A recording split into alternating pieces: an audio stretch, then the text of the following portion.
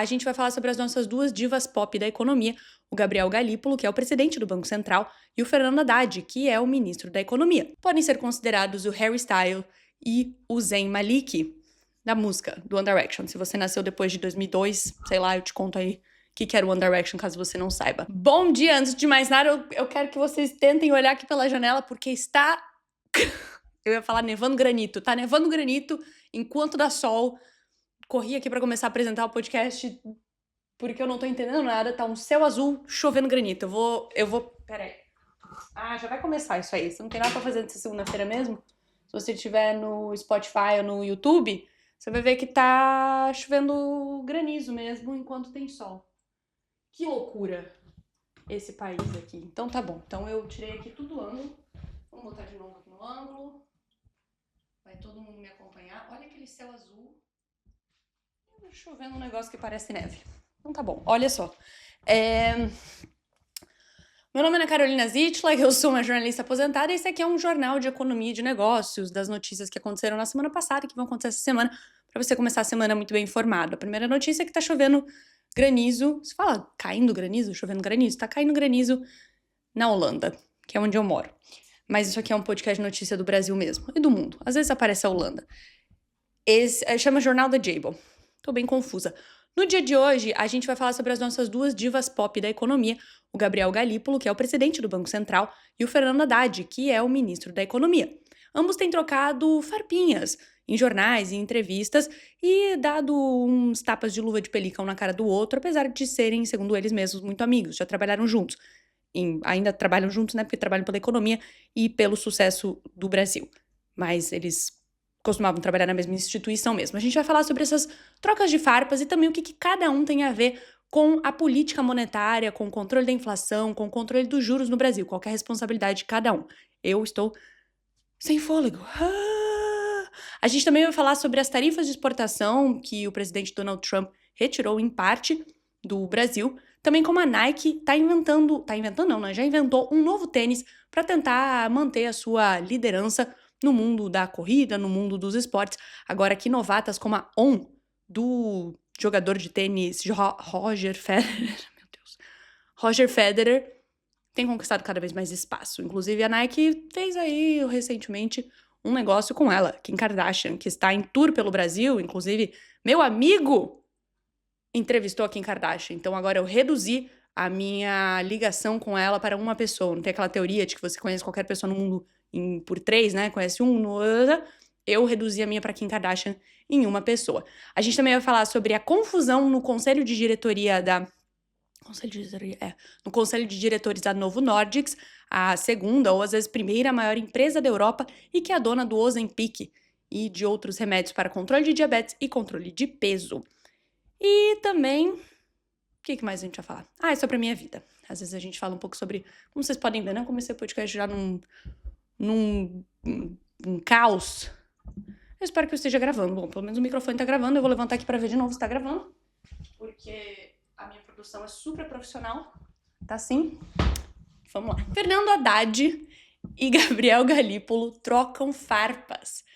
Tal qual Neymar e Mbappé nos autos de 2000, esqueci o ano, porque eu não acompanho futebol com muita proximidade, mas eu lembrava levemente de que isso tinha acontecido em algum momento. E aí, quis trazer aqui uma referência hétero pra vocês, pra não ficar apenas nas divas pop, porque também podem ser considerados o Harry Styles e o Zayn Malik, da música, do One Direction. Se você nasceu depois de 2002, sei lá, eu te conto aí o que era o One Direction, caso você não saiba. Nos últimos dias, a relação entre o ministro da Fazenda, Fernando Haddad, e o presidente do Banco Central, Gabriel Galípolo, voltou ao centro do debate econômico após uma troca de comentários que, embora cordial, evidenciou divergências importantes entre o governo e a autoridade monetária. Haddad elogiou publicamente a condução técnica de Galípolo à frente do BC, destacando medidas regulatórias consideradas positivas pelo Ministério da Fazenda. Porém, falei Ministério da Economia, né? Mudou faz tempo para voltou a se chamar Ministério da Fazenda. Porém, ao mesmo tempo, reforçou a sua discordância sobre o atual nível da taxa Selic, um ponto sensível que atravessa todo o governo e mobiliza pressões crescentes sobre o Banco Central.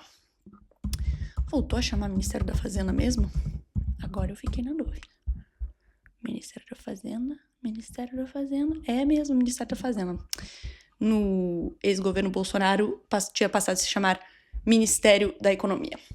Segundo Haddad, apesar da sua proximidade pessoal e profissional com o Galípolo, com quem trabalhou diretamente quando o economista era seu secretário executivo, há espaço claro para corte de juros. O ministro afirmou, abre aspas, acredito que ele está fazendo um bom trabalho no BC, coibindo uma série de abusos no sistema financeiro. Falou das regulações das fintechs e da mudança no crédito imobiliário. Segundo ele, ainda assim, todo mundo conhece a minha opinião. A taxa de juros tem espaço para cortes. Fecha aspas. Isso quem disse foi Fernando Haddad. Na avaliação dele, a Selic, que é a nossa taxa básica de juros em 15% ao ano, está excessivamente elevada e já não condiz com as condições atuais da economia brasileira. A Gabriel Galípolo, presidente do Banco Central, rebateu, abre aspas, todo mundo pode brigar com o Banco Central. O Banco Central que não pode brigar com os dados, fecha aspas. Ele disse ainda, abre aspas novamente, está bem claro porque a gente está com uma taxa de juros num patamar restritivo e porque é necessário permanecer assim, fecha aspas. Vamos entender então o que cada um tem a ver aí com a questão da taxa de juros, quem que decide o quê, qual que é a relação no Ministério da Fazenda com o Banco Central, e no outro vídeo eu percebi que a minha mão fica muito grande quando eu ponho ela pra frente, vou botar ela pra trás. E vamos entender também o que isso tem a ver com Neymar, Mbappé, Harry Styles e Zayn Malik. Na verdade, essas são somente referências pop para você entender que existem discordâncias entre os dois, mas que ambos jogam pela economia, ou cantam pela economia, como era o caso de One Direction. Eles podem brigar nos bastidores e fazer comentários e discordarem da postura um do outro durante as suas performances. Porém, precisam trabalhar juntos de alguma maneira para que a economia e a inflação do país estejam sob controle. Tô sentindo que o gato vai pular no computador.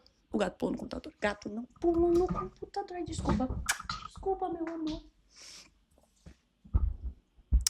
Vamos recapitular então essa parte muito importante aqui dessa analogia. O cantor Zayn Malik deixou o One Direction em 2015 e durante entrevistas e redes sociais teve algumas indiretas entre ele e Harry Styles sobre decisões criativas, atenção da mídia e protagonismo.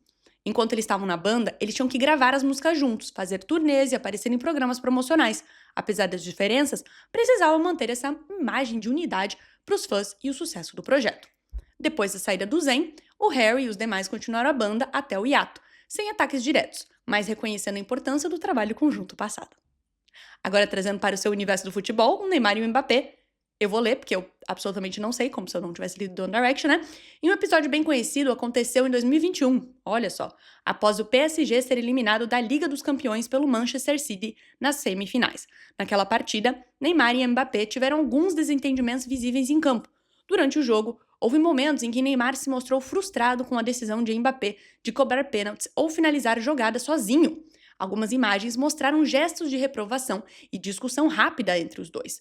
Após a partida, nos bastidores, fontes da empresa francesa relataram tensões sobre quem deveria ser o líder do time, reforçando a percepção de rivalidade. Vamos entender então quem seriam os responsáveis pela liderança da economia brasileira. O governo federal é responsável pelas decisões fiscais, ou seja, por quanto o país arrecada em impostos e quanto gasta em áreas como saúde, educação, infraestrutura e programas sociais. Essas escolhas determinam o tamanho do bolo de dinheiro circulando na economia. Por exemplo, se o governo aumenta investimentos em educação, isso injeta recursos no setor. Pode estimular empregos e aquecer a economia. O ministro da Fazenda, Fernando Haddad, tem enfatizado que seu ministério tem feito um dos ajustes fiscais mais ousados do mundo, reconhecidos inclusive pelo FMI, o Fundo Monetário Internacional, ao cortar gastos desnecessários, negociar despesas obrigatórias e avançar em reformas como a tributária. Para Haddad, o governo está fazendo a parte dele, garantindo equilíbrio fiscal sem sacrificar áreas sociais e produtivas. Já o Banco Central cuida da política monetária, decidindo a taxa básica de juros, a Selic, e outras regras que influenciam o crédito disponível e o ritmo da economia. O objetivo central do BC é controlar a inflação. Quando a inflação está alta, o Banco Central pode elevar os juros, o que encarece financiamento e desestimula o consumo. E esse é um dos motivos para o Fernando Haddad estar constantemente criticando o atual patamar da taxa Selic, porque isso trava, entre aspas, financiamentos e outras movimentações financeiras que poderiam aquecer a economia e aumentar o PIB e a taxa de emprego, por exemplo. Só que existe um equilíbrio nisso, nem sempre aumentar o PIB ou aquecer o mercado de trabalho pode ser bom no médio e no longo prazo para a economia, porque se isso gera um efeito rebote de inflação, ganhar mais dinheiro pode fazer com que a inflação coma o seu dinheiro. Então é isso que o Banco Central busca, ele busca um equilíbrio nessa conta. Para o Fernando Haddad, o esforço fiscal que o governo está fazendo já seria o suficiente para baixar a Selic de 15% para 12% ao ano. Só que quem tem a palavra final é o Banco Central. O que no One Direction, quem tinha a palavra final era a harmonia musical, enquanto na rivalidade Neymar e Mbappé, quem ganhava era o futebol. O Haddad disse que o sonho dele é que o Copom reconheça os esforços fiscais que ele tem feito no governo. Esse documento que é liberado depois da reunião de política monetária, em que a gente fica sabendo quais foram as principais falas dos diretores internamente, porque eles tomam essa decisão, eles divulgam a decisão e também um comunicado mais curto, e depois de alguns dias eles liberam a ata, que é a descrição completa do que foi discutido lá dentro. Segundo o Haddad, o sonho dele é que ele seja mencionado como um caso positivo na economia e diz também que esse dia ainda vai chegar. Pra gente trazer pra analogia do One Direction, a decisão de política monetária é tipo um álbum. O álbum é liberado, você escuta as músicas, você fica sabendo da taxa Selic e você interpreta se aquilo ali é bom ou não. Aí depois vem as informações de bastidores, vem como que as letras foram escritas, quem que escreveu essas letras, quais são os créditos atribuídos, as junções musicais e tudo mais. E é a partir daí que você pode criar tretas, porque aí você escuta uma música, você acha, essa música aí é que o Harry fez pensando no Louis, ou pensando em, sei lá, qualquer outra pessoa. Se você não faz a menor ideia de quem foi One Direction, você não tem nenhuma dessas referências, mas deveria ter, porque elas são muito óbvias e muito básicas, né? E aí você faz essa interpretação de o que realmente o álbum significa. E é assim que os economistas e o pessoal do mercado financeiro lê a ata do Copom. Eles têm a decisão e aí depois eles leem nas entrelinhas sobre o que cada pessoa quis dizer com aquilo. Inclusive, a ata do Copom é muito conhecida por ela ter meio que a mesma estrutura. Se você muda uma linha de uma ata do Copom anterior para a futura, isso já tem potencial para mexer com o câmbio, para mexer com o mercado, porque eles entendem que é nessas minúcias da comunicação que o Banco Central anuncia para o mercado quais serão os seus próximos passos, as suas próximas decisões. E continuando com essa luz maravilhosa, que vocês podem ver, eu sou uma ótima diretora de cenografia, porque agora veio assim uma luz no meu rosto, mas é porque tá começando amanhã, começando segunda-feira, começando uma semana iluminada pra você. Esqueci de fazer a divisão das notícias. Saiu fraco. Tá difícil. O presidente dos Estados Unidos, Donald Trump, assinou nesta sexta-feira passada medidas para reduzir tarifas sobre a importação de produtos como carne bovina, café, tomate e banana, em um esforço para controlar a inflação dos alimentos no país após o chamado tarifaço. As medidas têm efeito retroativo a partir de quinta-feira e devem beneficiar países exportadores de commodities, como o Brasil, que é o maior fornecedor de café e o segundo maior produtor de carne bovina para os Estados Unidos. Inclusive, um fun fact é que eu tenho um moedor de café, porque eu decidi que era mais economia para minha casa a gente comprar uma máquina de café do que ficar comprando café na rua. E aí, a gente comprou um café do supermercado. E ele era mais ou menos. Aí a gente comprou café no Brasil, e eu trouxe uma mala só de café do Brasil. Não estou brincando, eu trouxe uma mala, metade da minha mala era café. E aí, percebemos a diferença da qualidade do café. Obviamente, o café do Brasil é muito bom. Até que algum dia, todo esse café acabou, e aí eu fui no mercado aqui e eu comprei um pacote de café brasileiro. E adivinha você? Já é conhecido, já é sabido. O café brasileiro daqui é melhor do que o café que eu trouxe do Brasil. Porque aqui eles recebem os grãos de primeira qualidade. Que sacanagem. Antes da redução, as tarifas de 50% sobre produtos brasileiros provocaram forte retração nas exportações de café. Em outubro, as vendas caíram 54,4% em relação ao ano anterior, enquanto os preços do café nos Estados Unidos subiram cerca de 20% no mesmo período. O representante comercial americano, Jamieson Greer, afirmou que o momento é oportuno para isentar alimentos e outros produtos não produzidos nos Estados Unidos, após acordos comerciais com a Argentina, Equador, El Salvador e Guatemala. E como a gente comentou na primeira notícia, um dos pontos mais relevantes para a política monetária do Banco Central é a taxa de desemprego do país, porque isso mede o quanto que a economia está aquecida. Se essa taxa começa a cair demais e isso é influenciado pela atividade econômica do país, também existe a possibilidade de aumentar juros, porque eles precisam dar uma freada para que a inflação não comece a galopar. O Brasil está vivendo hoje um paradoxo, porque mesmo com o desemprego no nível mais baixo da série histórica, de 5,6%, a informalidade no país está altíssima, estabilizada em torno de 40% há uma década. Essa massa de trabalhadores sem carteira reduz a produtividade média do país, já que, segundo a FGV e o IBRE, que é um instituto de pesquisa, um trabalhador formal produz 4 vezes mais do que um informal. Com a economia aquecida e relatos de apagão de mão de obra em vários setores, a baixa produtividade pressiona salários para cima, e esse aumento de custos acaba sendo repassado aos preços, alimentando a inflação. A situação poderia ser ainda mais grave se não fosse a expansão dos MEIs e dos PJs, que funcionam como uma espécie de semi-formalização da força de trabalho. Em pouco mais de 10 anos, o número de trabalhadores por conta própria com o CNPJ dobrou, passando de 3,3% para quase 7% dos ocupados. Ainda assim, o país soma 40 milhões de profissionais informais, segundo a PNAD contínua, a pesquisa do IBGE, que foi divulgada na semana passada. Ih, gente, vai ter um problema aqui, porque eu não vou ter tempo de terminar tudo. Então, vocês vão ver que vai ter uma mudança drástica de luz depois dessa próxima notícia aqui que eu vou ler, que é a notícia da Nike, que a Nike está postando um novo tênis para fazer frente à sua concorrente On, que pertence ao jogador de tênis Roger Federer, e também a Hoka, que é outra competidora novata aí que entrou no mercado para desbancar as tradicionais esportivas. A Nike está apostando nesse novo modelo que chama o Vomero Premium, um tênis com mais de 5 centímetros de sola e preço de $230. Caso você nunca tenha visto um tênis da On, é o que os Gen Zs, as novas gerações estão usando, que são aqueles tênis que tem uma plataforma gigante, tem uns buraquinhos na plataforma, e é uma coisa meio moderna, meio chique aí. O CEO da Nike, o Elliott Hill, acelerou o desenvolvimento desse tênis, reduzindo o tempo de criação de 18 meses para apenas 8, numa estratégia para tornar a Nike mais rápida em inovação. A ideia é usar essa agilidade para lançar outros produtos futuristas, como tecidos que refrescam, jaquetas infláveis com regulação de temperatura e até bases de calçado que estimulam a conexão mente-corpo.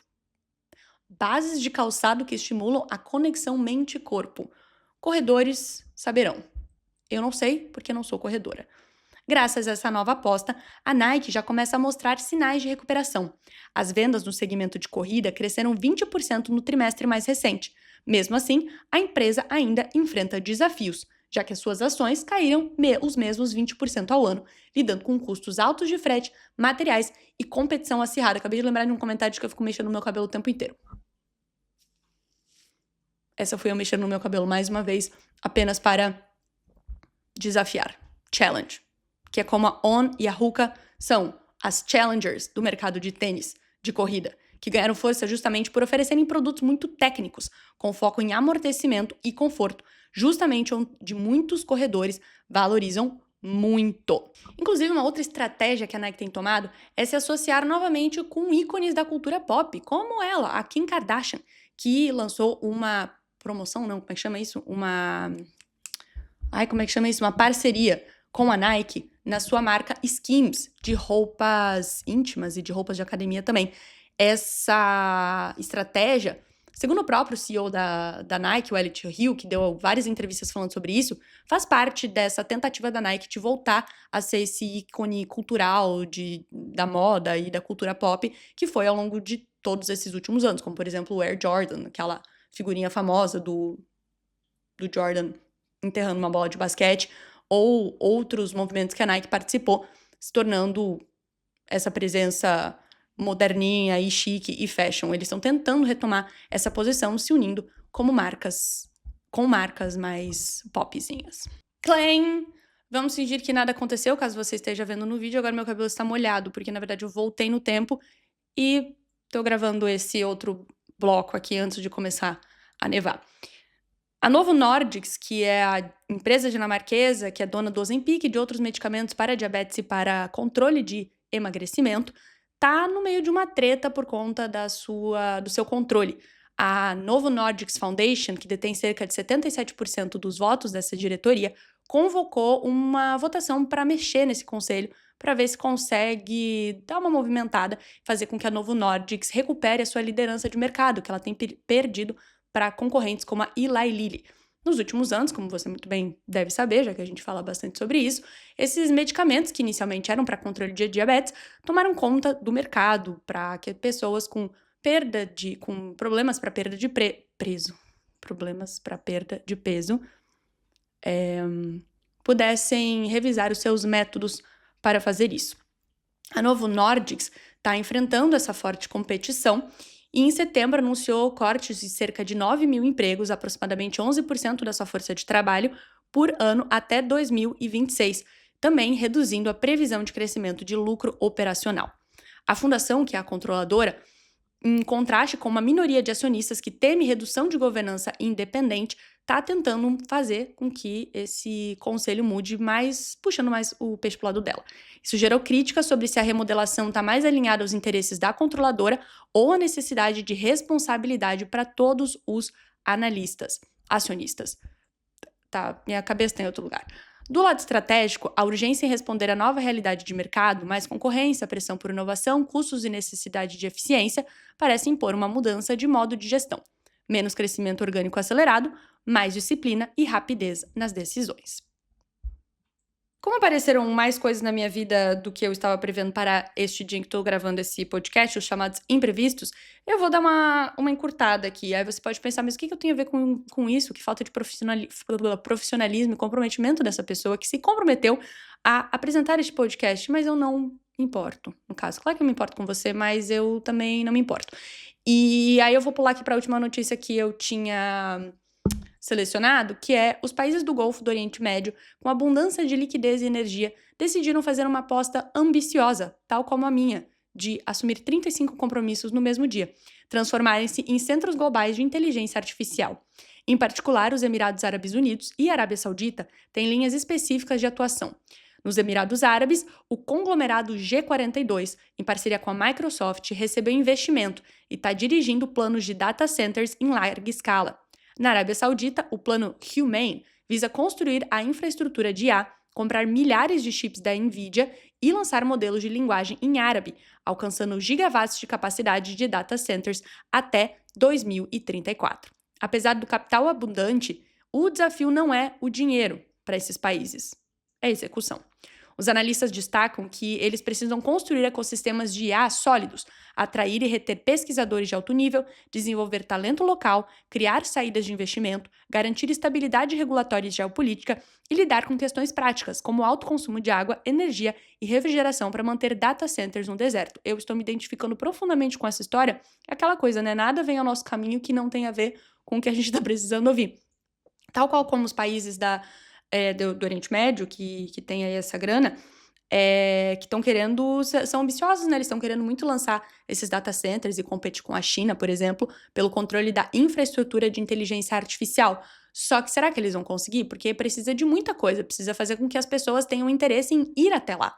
Tal qual eles, eu tenho bastante energia para criar coisas e fazer e tocar projetos, mas será que eu consigo realmente tocar todos ao mesmo tempo? Será que não é aí uma promessa maior do que eu consigo cumprir? Será que não é uma promessa maior do que esse povo consegue cumprir? Porque dinheiro não falta para eles, energia não falta para mim. E aí, fica aí essa dúvida se os Emirados Árabes Unidos e Ana Carolina conseguirão cumprir com todas as suas promessas. Esqueci mais uma vez de fazer a divisão. Tem também uma que eu não vou nem ler porque eu fiquei obcecada com essa história durante um tempo, que eu não sei se você conhece a bebida chamada Pumpkin Spice Latte, que é uma modinha das americanas e que se espalhou para o mundo e para moças que fazem academia nos jardins em São Paulo, que é uma bebida, que é um café com leite, basicamente, com uns temperos de canela, de noz moscada, tem um pouco de gengibre também, e a seu critério tem abóbora ou não. Pumpkin é abóbora em inglês e algumas receitas colocam um purezinho de abóbora e algumas simplesmente não colocam, só deixaram o nome ali Pumpkin Spice Latte. Tem uma matéria da BBC que tá traçando o passado dessa bebida, a invenção dela, porque os países em que se popularizou, os Estados Unidos e países aqui da Europa, não são, esses temperos não são endógenos desses países, ou seja, vieram como especiarias, são as famosas especiarias, né, o que a gente aprende na escola, que vieram das Índias orientais. E essa matéria fala como no início dos anos 2000 essa bebida explodiu no Starbucks e que tem esse passado sombrio ligado ao colonialismo. Que a noz moscada, por exemplo, era cultivada na Indonésia e durante a era colonial holandesa, a população foi quase dizimada para garantir o controle dessa especiaria. Já a canela é historicamente associada ao Sri Lanka, onde colonizadores portugueses, holandeses e ingleses impuseram regimes duros sobre os trabalhadores que colhiam a canela, e também o cravo, que também está presente na bebida, vinha de ilhas asiáticas sob regimes coloniais. Apesar desse passado, a cultura ocidental colocou o pumpkin spice latte como um sinônimo de conforto, Natal, família, né? Uma bebida popular no hemisfério norte para o inverno. E, bom, fica aí. Fica aí esse ponto. Não sei se você já tinha pensado sobre isso. Tem muitas outras coisas, né? Se a gente for olhar por esse lado, tem várias receitas que estão presentes no nossa cultura popular, que tem um passado que, se você parar para pensar de onde vieram esses ingredientes e de onde veio esse prato, a gente consegue contar a história dos países. Tal qual feijoada. Vai pesquisar a história da feijoada. E agora vamos para o quadro Alguma Coisa que um Gringo fez na semana passada que me irritou. Eu não consigo lembrar de nada, pra ser sincera. Um evento raro na minha vida, mas é porque eu também tô bem distraída. Então pode ser que tenha acontecido várias coisas, como sempre, mas eu não consigo lembrar. Mas eu vou contar pra vocês o que eu fiz ontem. Aqui na Holanda, eles celebram o Sinterklaas, que é um feriado, uma celebração no dia 15 ou 16 de novembro, que é sobre o São Nicolau, que depois acho que virou o Papai Noel, né? Não sei direito a história do Papai Noel. Mas eles não têm muito essa figura do Papai Noel, eles têm essa figura do Sinterklaas, que bom, tem na Alemanha também, mas é a história de que é aquela coisa de que se você se comporta mal durante o ano, em vez de você receber presentes, você recebe carvão desse carinha aí que vem entregar coisas. E aí tem umas histórias meio de terror, assim, de alguns países, também do leste europeu, que tem desenhos meio assustadores deste senhor. E aí aqui na Holanda é um feriado para crianças, assim, elas se vestem com umas roupinhas fofinhas e tem uma parada, as pessoas ficam desfilando, e eles também distribuem uma bolachinha aqui, que é uma bolachinha de gengibre, é isso. Umas bolinhas assim, que aí vem o pessoal fantasiado e distribui para as crianças. É bem fofinho. Fica aí essa curiosidade cultural aqui dessa festica da Holanda, mas que foi muito interessante porque é um país muito silencioso, né? Então, tinha ali na praça principal, sei lá, umas 400 crianças com seus pais e estava silencioso. Dava pra escutar um murmurinho, né? As pessoas estavam falando, mas assim, zero criança chorando, zero criança berrando, zero criança se jogando no chão esperneando. Não sei como é que eles fazem, mas coitado das crianças. Então tá bom. Apesar dessa confusão aí, se você gostou, se inscreve no YouTube, compartilha, manda no zap pra alguém e vamos acompanhando, né? Vamos ver se eu vou conseguir cumprir com todas as minhas promessas e se eu vou conseguir manter a qualidade das coisas que eu entrego. Eu tô estressada porque eu tô escrevendo minha tese de mestrado, é isso, tá? Tem muita coisa pra entregar. E aí eu passei o final de semana inteiro fazendo isso, passei essa última semana inteira fazendo isso e eu não aguento mais ler, ou escrever, ou pensar. Boa semana.